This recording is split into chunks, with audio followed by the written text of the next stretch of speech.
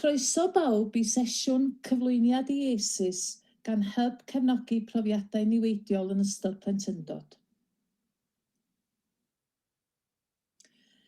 I roi i chi chydig o gyd-destun, sefydlwyd yr Hub Cefnogi ES ym Mawrth 2017, yn dilyn ymchwil o ddiddordeb mewn ESIS o ganlyniad i adroddiadau gyhoeddwyd yn arddangos y canfyddiadau gan Arolwg Cenedlaethol Iechyd Cyhoeddus Cymru o fynychder ac effaith ESIS yng Nghymru. Caiff yr Hub Cefnogi ES ei gyllido'n uniongyrchol gan Lywodraeth Cymru i greu amgylchedd ar gyfer trawsnewid system gyfan a raddfa fawr. Ein cenhadaeth yw galluogi a chefnogi sefydliadau a chymunedau i wneud newidiadau fydd yn gwneud Cymru yn arweinydd byd mewn atal, gostwng a mynd i'r afael ag ESIS a'i heffaith arwyddocaol. Rydym ni'n anelu at herio a thrawsnewid ffyrdd o weithio a chreu newid cymdeithasol er mwyn torri'r cylch hir dymor o ESIS, adfyd a throma.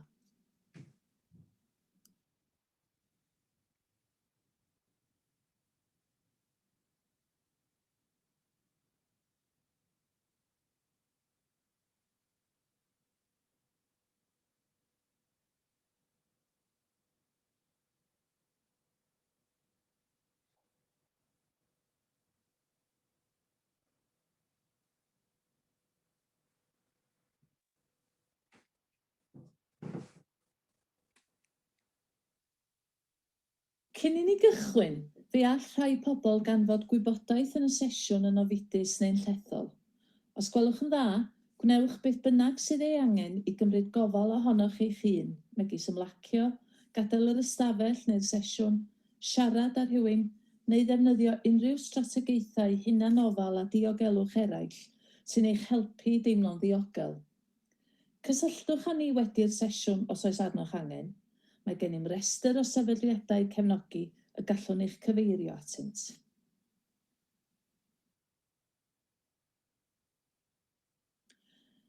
Yn ystod y sesiwn, byddaf yn mynd dros datblygiad yr ymennydd yn y blynyddoedd cynnar, straen ar ymateb i droma, beth yw ES, astudiaethau ESIS yng Nghymru, dadleniad mynychder a risg gynyddol, cwrs ES ar draws bywyd, atal, gostwng a mynd i'r afael ag ESIS.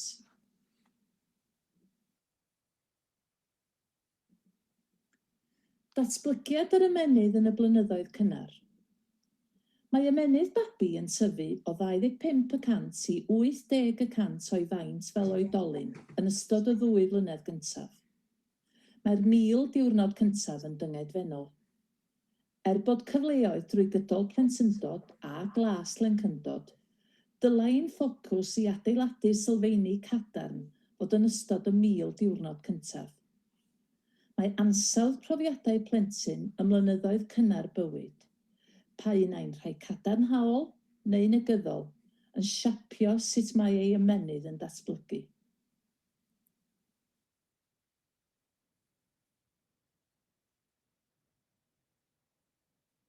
Mae'r fideo yma'n egluro sut gall profiadau ym mlynyddoedd cyntaf ein bywydau effeithio ar sut mae'r hymennydd yn ffurfio. Dywed gwyddoniaeth wrthym y gall straen camdriniaeth neu esgilistod niweidio strwythurau sylfaenol ymennydd datblygiadol plentyn. Heb y cymorth priodol, gall ei gosod mewn risg o oes o broblemau iechyd, achosion a dibyniaeth. Mae hi fyny ni i wneud yn siŵr fod plant yn dod dros y straeniau hyn ac yn derbyn y profiadau meithrin sydd eu hangen arnynt i ddatblygu'n bositif.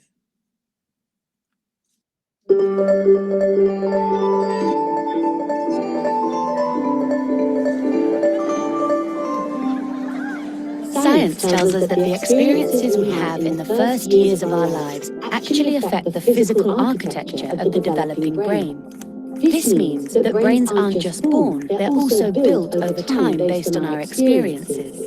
Just as a house needs a sturdy foundation to support the walls and roof, a brain needs a good base to support all future development. Positive interactions between young children and their caregivers literally build the architecture of the developing brain. Building a sturdy foundation in the earliest years provides a good base for a lifetime of good mental function and better overall health. So just how is a solid brain foundation built and maintained in a developing child? One way is through what brain experts call serve and return interactions. Imagine a tennis match between a caregiver and a child, but instead of hitting a ball back and forth across a net, various forms of communication pass between the two, from eye contact to touch, from singing to simple games like peekaboo. These interactions, repeated throughout a young person's developing years, are the bricks that build a healthy foundation for all future development. But another kind of childhood experience shapes brain development too, and that's stress. Good kinds of stress, like meeting new people or studying for a test, are healthy for development because they prepare kids to cope with future challenges. Another kind of stress, called toxic stress, is bad for brain development. If a child is exposed to serious ongoing hardships like abuse and neglect, and he has no other caregiver in his life to provide support, the basic structures of his developing brain may be damaged. Without a sturdy foundation to properly support future development, he is at risk for a lifetime of health problems, development issues, even addiction. It's possible to fix some of the damage of toxic stress later on, but it's easier, more effective, and less expensive to build solid brain architecture in the first place. One of the things building sturdy brain architecture supports is the development of basic emotional and social skills, an important group of skills which scientists call executive function and self-regulation, can be thought of like air traffic control in the child's mental airspace. Think of a young child's brain as the control tower at a busy airport, all those planes landing and taking off, and all of the support systems on the ground simultaneously demand the controller's attention to avoid a crash. It's the same with a young child learning to pay attention, plan ahead, and remember and follow lots of rules. Like all of us, kids have to react to things happening in the world around them, while also dealing with worries, temptations, and obligations on their mind. As these demands for attention pile up, air traffic control helps a child regulate the flow of information, prioritize tasks, and above all, find ways to manage stress and avoid mental collisions along the way. Having this ability is a necessity for positive and level mental health. Developing effective air traffic control, overcoming toxic stress, and building solid brain architecture are things kids can't do on their own. And since strong societies are made up of healthy, contributing individuals, it's up to us as a community to make sure all young people have the kinds of nurturing experiences they need for positive development. To build better futures, we need to build better brains.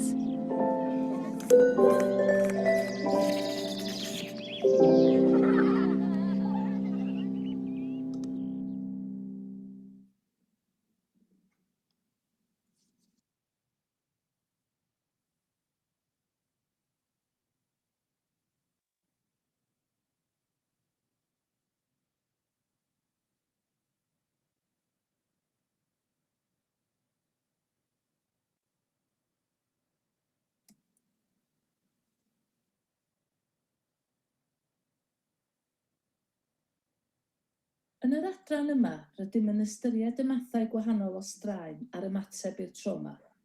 Cychwyn efo'r straen cadarnhaol. Dyma adwaith arferol ac iach y corff i straen sy'n hanfodol i ddatblygiad. Yn nodweddiadol o hyn, mae cynnydd byr yng nghyfradd y galon ac ychydig o godi mewn hormonau. I fabi, cyfeiria hyn at y profiadau pob dydd o deimlo'n llwglyd, yn flinedig neu'n unig.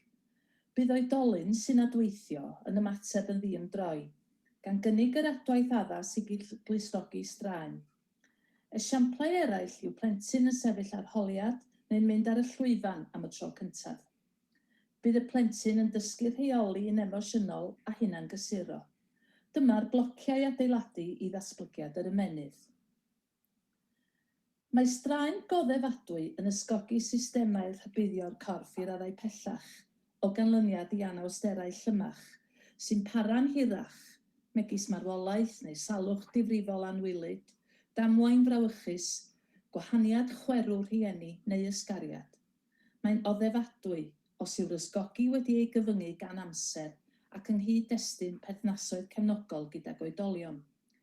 Gall cael perthnasoedd cefnogol gydag oedolion o ddewis y gofalwr cychwynnol, helpu plentyn addasu ar ymenydd i adfer o'r hyn allai, fel arall, fod yn effeithiau niweidiol. Gall straen gwenwynig ddigwydd pan fydd hyn yn adfyd cyson neu barhaol, megis camdriniaeth gorfforol, camdriniaeth emosiynol neu gynni teuluol. Gall dadleniad maith effeithio datblygiad yr ymenydd ac organau eraill, a chynyddu'r risg o afiechyd cysylltiedig â straen ac amhariad gwybyddol, ymhell hyd oedran oedolyn. Mae'r risg wedi ei gorliwio gan berthnasoedd cefnogol, enghraifft, oedolyn y gellir ymddiried ynddo, neu y gofalwr cychwynnol fyddai, fel arall, yn gweithredu fel clustog i'r straen. Mae'r clip fideo hwn yn arddangos sut gall straen gwenwynig amharu ar ddatblygiad yr ymenydd. Cymerwyd y clip o'r ffilm Resilience, bywydeg straen a gwyddoniaeth gobaith. Mae'r clip fideo hwn yn arddangos sut gall straen gwenwynig amharu ar ddatblygiad yr ymenydd. Cymerwyd y clip o'r ffilm Resilience, bywydeg straen a gwyddoniaeth gobaith.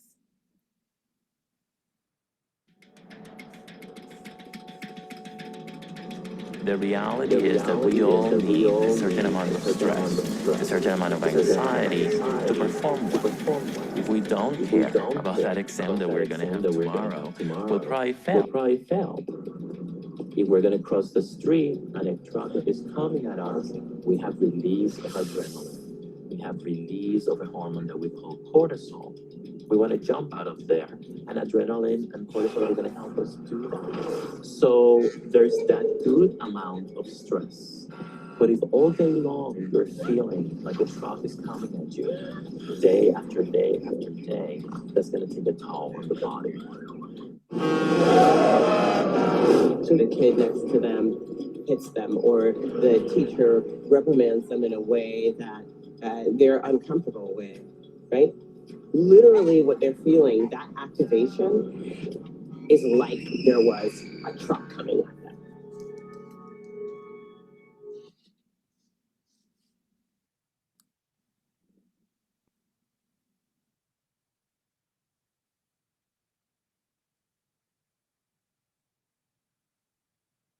Dychmygwch eich bod yn gweld ardd tra'n cerdded drwy goedwig. Mewn adwaith i'r bygythiad hwn, mae'ch corff yn newid i stad, ymladd neu ffoi. I oroesi, mae'ch corff yn rhyddhau hormonau ar gyfwng straen, megis adrenalin a cortisol, sy'n achosi guriad eich calon gyflymu, gwneud eich llygaid ymagor a ffocysu eich meddwl ar y bygythiad wrth law. Popeth sydd ei angen arnoch i gael eich corff yn barod i redeg neu ymladd nôl.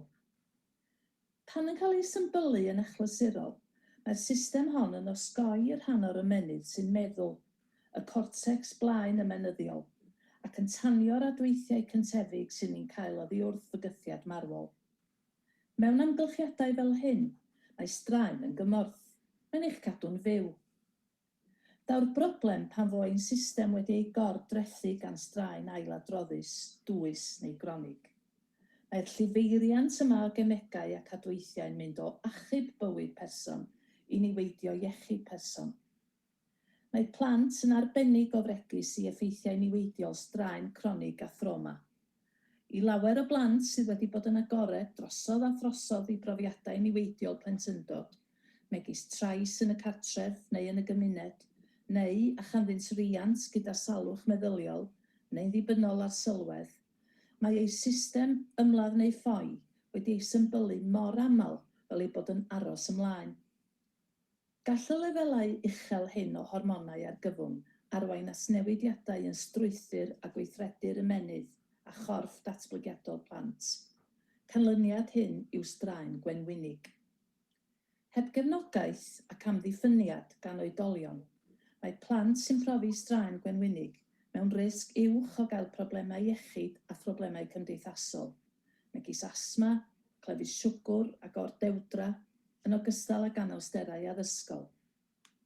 Hefyd, fe all straen gwenwynig ei gwneud hi'n anodd i eistedd yn llonydd yn yr ysgol, neu i reoli emosiynau mewn sefyllfaoedd heriol. Os gadewir hyn heb ei drin, Gall straen gwenwynig arwain i risg cynyddol o glefydau oedolyn, gan gynnwys clefyd y galon a chansar.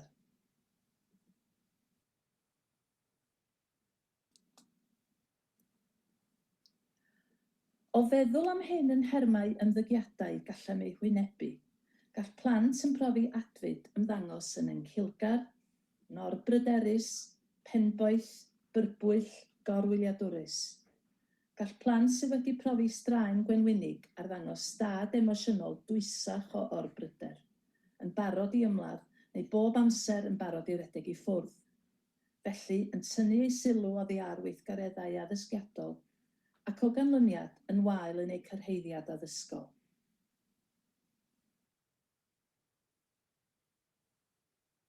Beth yw ESIS? Mae ESIS yn ddigwyddiadau traumatig posibl sy'n gallu cael effaith negyddol hir dymor ar iechyd a lles. Mae'r profiadau hyn yn ymestyn o gamdriniaeth ffisegol, emosiynol neu rywiol uniongyrchol ar blentyn, i brofiadau amgylcheddol megis gwahaniaeth rhieni, rhieni'n camddefnyddio sylwedd, trais domestig, salwch meddwl rhiant, neu garchariad rhiant neu warcheidwad. Dyw'r cysyniad o droma plentyndod a'i effeithiau ddim yn newydd i lawer o wasanaethau. Mae'r ymchwil Cymreig o gwmpas y 9 ESIS hyn, ac esgilistod ffisegol ac emosiynol fel eu cynhwyswyd yn yr ail arolwg cenedlaethol, a gwaith hyb cymorth yn darparu iaith gyffredin ar gyfer trafodaethau cenedlaethol am ESIS, trauma ac adfyd, ac yn helpu Cymru i feddwl yn wahanol ynghylch lleihau'r niwed oddi wrth ESIS. Y mae profiadau plentyndod eraill sy'n gallu bod yr un mor dramatig a heb ffactorau amddiffynol ac adnoddau gwydnwch, yn gallu cynyddu'r risg o ganlyniadau negyddol yn nes ymlaen mewn bywyd. Dyma rai esiamplau, ond fe all fod ganddoch chi esiamplau eraill.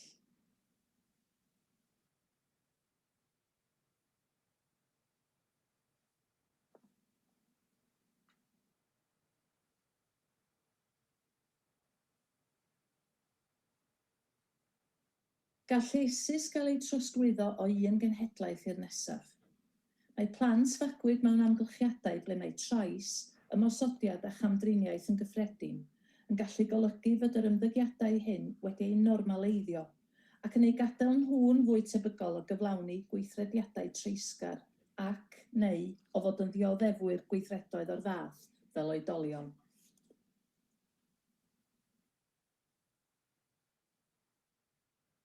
Gwnaeth Awdurdod Iechyd Cymru arolwg cenedlaethol cyntaf o ESIS yng Nghymru yn 2015. Roedd hyn yn cynnwys cyfweld oddeutu 2,000 o bobl rhwng 19 a 69 oed ar draws Cymru yn eu cartrefi. Canlyniad y data o'r arolwg ar ddadleniad am ynychter ESIS yn y boblogaeth Gymreig oedd 3 chyhoeddiad. ESIS a'r cysylltiad gyda ymddygiadau niweidiol iechyd, ESIS a'i cysylltiad â lles meddyliol ac ESIS a'i cysylltiad gydag afiechyd cronig a'r defnydd o wasanaethau iechyd. Cynhaliwyd ail astudiaeth ESIS yn 2017 yn cynnwys cyfweliadau wyneb i wyneb gyda sampl newydd o 2,497 o rai rhwng 19 a 69 oed i goladu data poblagaeth yn nhermau'r rhai fu'n agored i'r 9 ESIS. Yn ychwanegol, mesurwyd esgilistod, emosiynol a ffisegol am y tro cyntaf. Mae'r adroddiad cyntaf i'w gyhoeddi o'r ail astudiaeth ESIS yn archwilio ESIS a ffynonellau gwydnwch yng Nghymru ac yn ffocysu ar ei perthynas â salwch meddwl, yr eitem gwariant unigol fwyaf i'r gig yng Nghymru ac ardal flaenoriaeth i'r Llywodraeth Gymreig adnabywiwyd yn ffyniant i bawb, y strategaeth genedlaethol.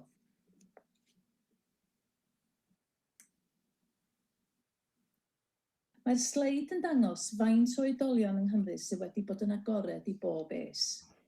Mae cyfrannau helaeth o'r boblogaeth Gymreig wedi dioddef camdriniaeth, esgilistod ac ESIS eraill yn ystod eu plentyndod. Er enghraifft, profodd 20% gamdriniaeth eiriol, 16% wedi profi camdriniaeth ffisegol. 7% wedi profi camdriniaeth rywiol. Mae'r holl esis cyn bwysiced a'i gilydd. Gall pob achosi niwed, a'r mwyaf mae pobl yn ddioddef, y mwyaf bregus maent yn debygol o fod. Mae'r effaith gaeth gwahanol esis yn amrywio, yn ddibynnol ar hyd a pharhad y dadleniad a'r adnoddau gwydnwch, sy'n gweithredu glustogi esis ar gael i bobl.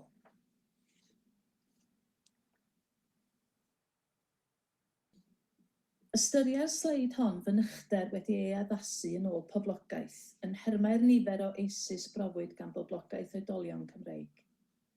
Amcangyfrifir fod 50% wedi profi o leiaf un es, ac 14% wedi profi 4 neu fwy o esis. Mae'n bwysig nodi yma fod y data wedi ei addasu yn ôl poblogaeth. Mae esis yn croesi pob ffin gymdeithasol.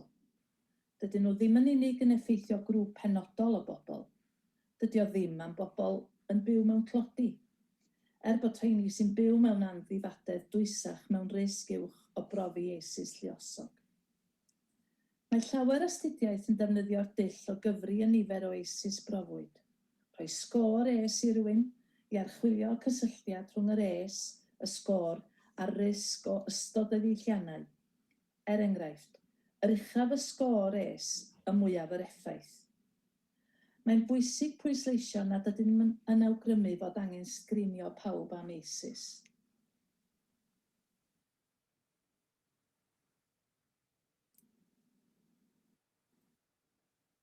Mae profi 4 es neu fwy o'i gymharu â dim esis yn cael ei gysylltu yn gryf â risg cynyddol o fabwysiadu ymddygiad troseddol a niweidiol i iechyd. O'i cymharu â phobl heb esis, mae rhai gyda 4 neu fwy, enghraifft, 4 gwaith yn fwy tebygol o fod yn yfwyr risg uchel, 6 gwaith yn fwy tebygol o ysmygu. Mae profi 4 es neu fwy o'i gymharu â dim esis hefyd wedi ei gysylltu'n gryf gyda'r risg gynyddol o fod yn ddioddefwr trais ac yn droseddwr yn y 12 mis diwethaf pan holwyd hwy yn yr arolwg. Mae'n werth pwysleisio fod rheini sydd wedi profi 4 neu fwy o esis, 20 gwaith yn fwy tebygol o gael eu carcharu ar unrhyw adeg yn eu bywydau, o'i cymharu ar rheini heb esis.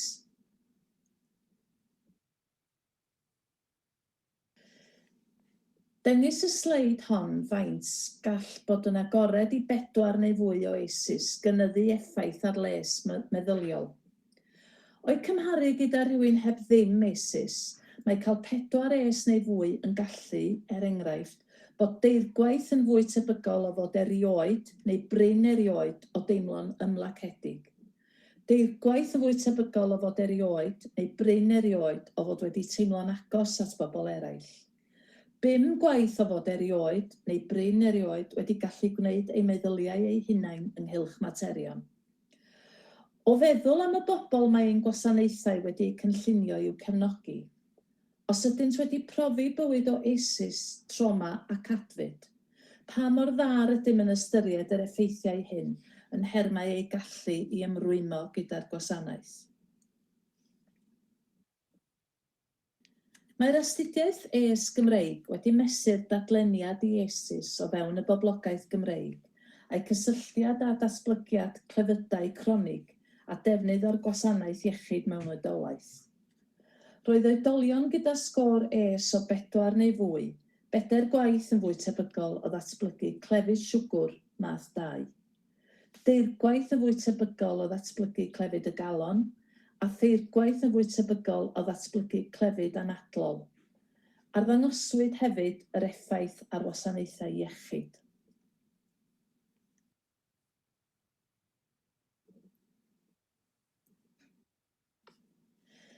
Mae'r sleid yn esbonio effaith esis ar draws cwrs bywyd, gan gychwyn ar waelod y pyramid. Gall straen dramatig gronig yn ystod bywyd cynnar newid sut mae ymenydd plentyn yn datblygu. Yn sylfaenol, gall newid datblygiad y system nerfol, hormonal ac imiwnedd.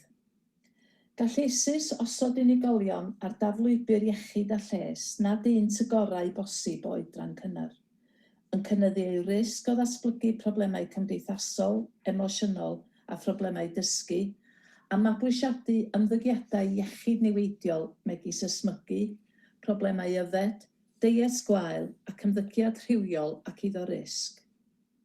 O ganlyniad, gall ymddygiadau o'r fath arwain at weiledd iechyd cyn amserol drwy risgiau cynyddol o glefydau anrhosglwyddadwy megis clefyd siwgr, clefyd y galon a chansar. Mae'r un streiniau cronig yn ystod plentyndod cynnar hefyd yn gallu arwain at unigolion yn datblygu ymddygiadau gwrth-gymdeithasol, yn cynnwys tueddiadau tuag ymddygiad bygythiol a threisgar, a phroblemau gyda'r gwasanaethau cyfiawnder troseddol.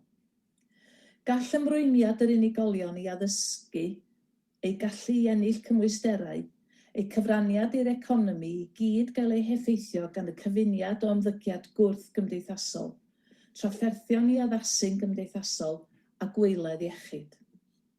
Yn y pen draw, mae effeithiau cynyddol o fod yn agored i ISIS, yn enwedig bod yn agored i ISIS lluosog, yn gallu cynyddu'r risg o farwolaeth gynnar. Gwyliwch y fideo o'r athro Gordon Harold, arbenigwr mewn datblygiad seicolegol plentyn, yn crynhoi potensial hir dymor canlyniadau risg uchel a phwysigrwydd ymyrraeth gynnar. So we know that attachment is extremely important in the early years, but we also now know that the first 3 to 4 years of life where positive or negative attachment is positioned is not necessarily causal.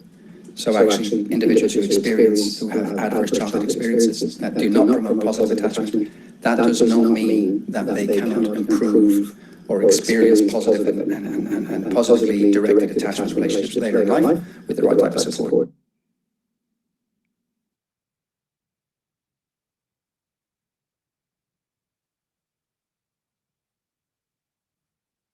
Y ffilm nesaf yw ffilm fer wedi ei hamuneiddio a'i chynhyrchu i Awdurdod Iechyd Cymru ac Awdurdod Lleol Blackburn a Darwen i godi ymwybyddiaeth o ISIS, eu potensial i niweidio iechyd ar draws cwrs bywyd, a rolau gall gwahanol asiantaethau chwarae mewn atal ISIS a chefnogi'r rhai hynny wedi ei heffeithio ganddynt.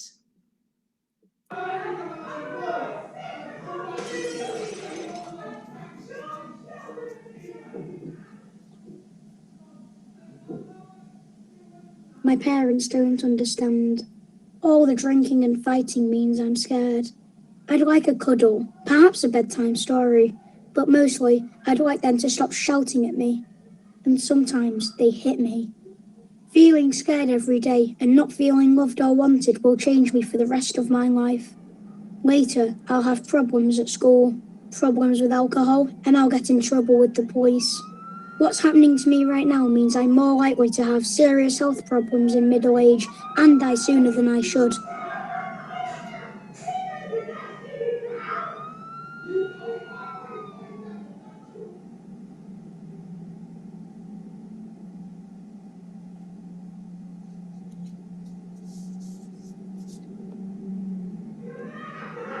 Doctors say my life is full of adverse childhood experiences, or ACEs.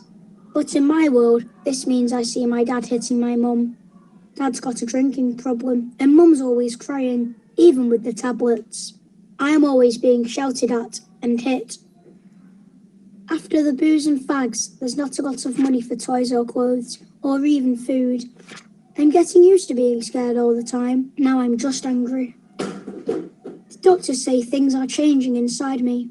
My brain isn't learning how to control my feelings properly. My body can't relax like those kids who don't have ACEs, so my body won't be able to repair itself properly when I get older, making it more likely I'll get cancer or heart disease as an adult. It hurts when my parents hit me, but the real damage is hidden, and that damage will be with me for life.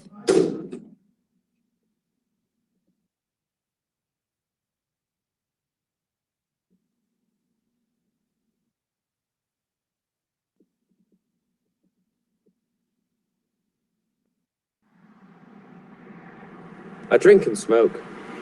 They say I'm out of control, but I'm not. It's just my way of coping with my aces. I've been in plenty of fights, but what's wrong with that? Kids' punches don't hurt half as much as when my dad hits me.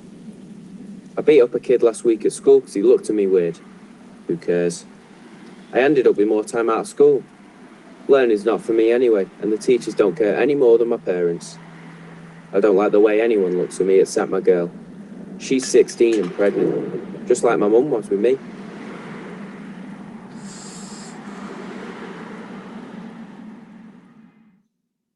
So this is where I've ended up.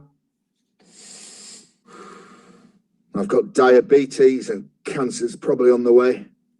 I know these kill you, but I couldn't do without them. I've never had a proper job and I've spent time inside. I hate my kids. I hate their mum too, until she left, so my kids have grown up with aces. And now my daughter had her first kid. She's 16. The course of my life was set in the wrong direction a long time ago. I know where I'm heading, and sadly I know where my kids are heading too.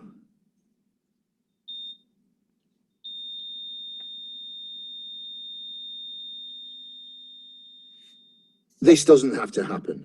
A little help in childhood makes a big difference to where life takes you.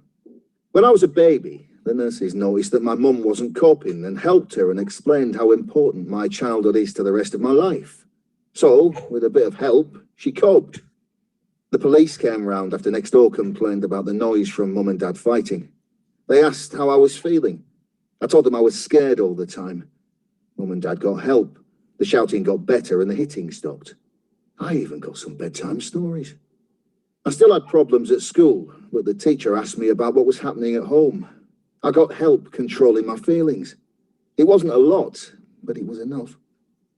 I'm now married with 2 children, and I've got a job, most of the time. I haven't repeated the same problems with my kids. We got help when being a parent got too much. Our children are ace-free, and that means their kids stand a good chance of growing up ace-free as well. Almost half the people in England and Wales experienced 1 ace as a child, and 1 in 10 of us suffered 4 or more aces. If we stop aces, millions of children would not become smokers or binge drinkers, and levels of violence in adults would be cut in half. Fewer aces in childhood also means fewer adults developing diseases like cancer, heart disease, and diabetes in middle age. We all need to be ace aware. Are you? Doctors, police, nurses, teachers, firefighters, and most importantly, parents. The more you know about aces, the more you can help stop children growing up with aces in their lives. And for those of you who have already suffered aces, the more you know, the more you can help yourself and others who have suffered aces cope.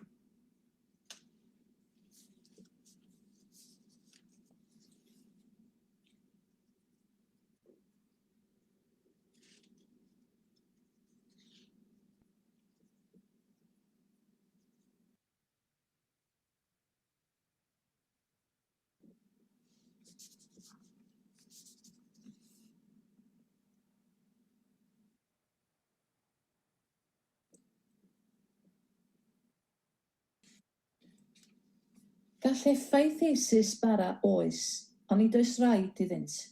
Drwy berthnasoedd diogel, sefydlog sy'n meithrin a ffactorau amddiffynol eraill gall gwella ddigwydd.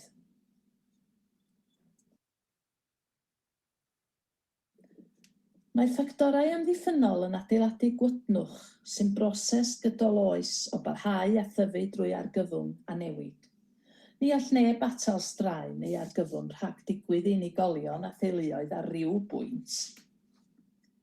Mae asus yn gyffredin ac allwn ni ddim symud pob plentyn rhag adfyd, ond fe allwn ni adeiladu gwydnwch ar rhain yw'r blociau adeiladu. Os mae asus yw'r salwch, yna gwydnwch yw'r amddiffynfa. Canolbwyntiwch ar adeiladu ffactorau amddiffynol sy'n gallu gwarchod unigolion mewn amseroedd o adfyd. Cwestiwn i'r gynulleidfa. Beth oedd eich ffactorau amddiffynol chi pan yn tyfu i fyny?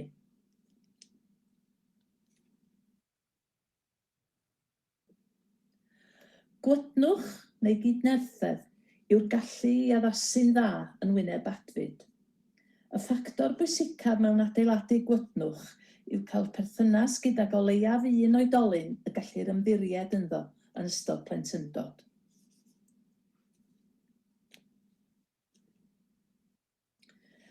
Gall 3 dull i ddelio ag eisis gael eu hystyried yn nhermau 1. Atal bod yn agored i es, ei rwystro rhag digwydd yn y lle cyntaf. Enghraifft, drwy bolisi, ymyrraeth yn ystod beichiogrwydd cynnar, blaenoriaethu rhieni ar gyfer triniaeth megis cam ddefnyddio sylweddau neu iechyd meddwl. 2. Adnabod y risg o ymyrryd ynghynt. Enghraifft, drwy wasanaethau beichiogrwydd a phlentyndod cynnar effeithiol. Rheolaeth ymddygiad a chefnogaeth mewn ysgolion. Cefnogi plant sy'n derbyn gofal. Buddsoddi mewn gwasanaethau iechyd meddwl i blant a glas lencyndod a gwasanaethau troseddwyr ifanc. 3. Triniaeth a gofal. Enghraifft, ymyraethau therapiwtig yn seiliedig ar dystiolaeth, gwasanaethau gwybodus am es yn mynd i'r afel a gwraidd yr achosion, nid y symptomau. Gall pawb chwarae ei ran. Rhaid i ni hefyd ystyried sut mae ein sefydliadau yn gweithio a sut mae ein systemau yng Nghymru yn gweithio i ymateb i eisis. Rydym angen gwaith aml asiantaethol a chefnogaeth barhaus i leihau trauma a bod yn es wybodus. Dydy es ddim yn ymyrraeth arall.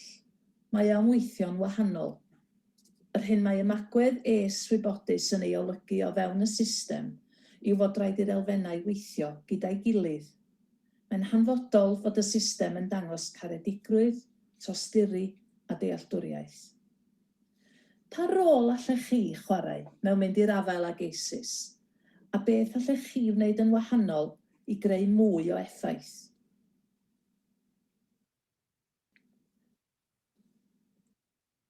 Dyma rai esiamplau o bethau gallem i gyd wneud. Codi ymwybyddiaeth o eisis, lledaenu'r gair, bod yn es wybodus. Deall effaith eisis, ystyried yr effaith gallwch gael. Meddwl am yr achosion creiddiol, nid y symptomau neu'r ymddygiadau. Gweld y byd o safbwynt rhywun arall. Gall dangos tosturi a chael rhywun i wrando arnoch fod yn ffactor amddiffynol i'r rheini sydd wedi profi atfyd.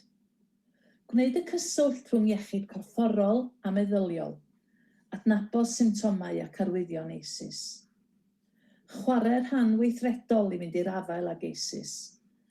Pa ddilliau ymarferol gallu deithio ar waith yn eich rôl? Cofiwch fod cael perthynas y gellir ymddiried ynddi gydag o leiaf un oedolyn yn hanfodol i adeiladu gwydnwch ac yn gallu gwrthweithio'r effeithiau negyddol o gael eisis. Hybwch hunan ofal a gwydnwch o fewn unigolion a chymunedau.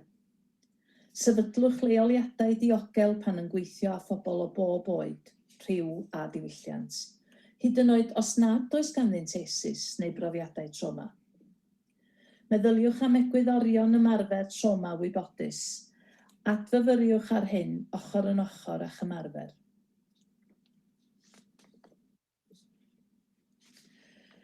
Fe wnes i grybwyll gynnau egwyddorion ymarfer trauma wybodus mewn perthynas ag un o'r ffyrdd y gall unigolion a chymunedau weithredu ar eisis. Beth mae bod yn trauma wybodus yn ei olygu, a beth yw egwyddorion ymarfer trauma wybodus? Mae bod yn trauma wybodus yn golygu deall fod profiadau trauma yn bosibilrwydd i unrhyw un. Ymgorffori gwybodaeth am es neu trauma i bopeth nant a chymryd i ystyriaeth brofiadau bywyd unigolion. Egwyddorion ymarfer trauma wybodus ydy diogelwch, dewis, cydweithredu, galluogi neu arfogi ac ymddiriedais. Diogelwch.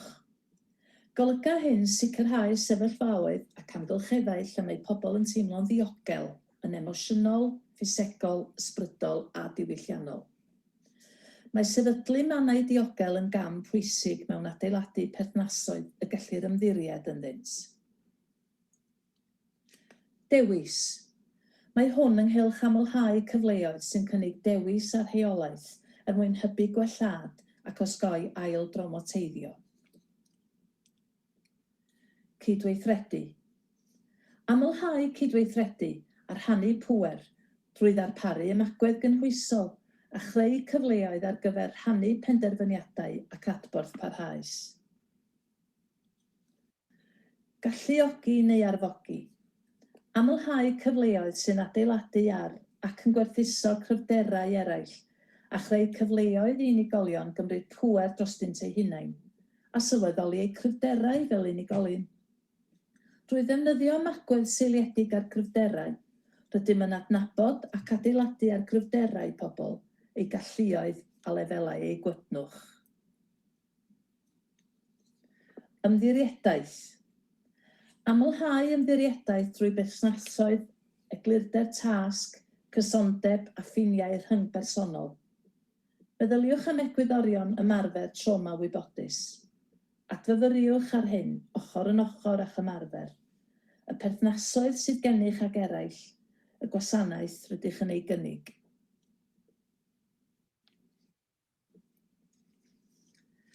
Sefydlwyd hyb cymorth es o dan Cymru Wales, ac mae'n cael cyllid gan Lywodraeth Cymru a chefnogaeth gan bartneriaid Wales. Cenhadaeth yr hyb yw helpu i atal eisus rhag digwydd yn Nghymru, galluogi ffactorau amddiffynol ac adeiladu gwydnwch. Mae gennym ystod o becennau hyfforddi, adnoddau, teclynnau ac arweiniad i helpu tuag at gynyddu ymwybyddiaeth es, sefydlu ymarfer trauma wybodus ac yrru newid trawsffurfiol. Dewch i gysylltiad â ni i gael gwybod rhagor.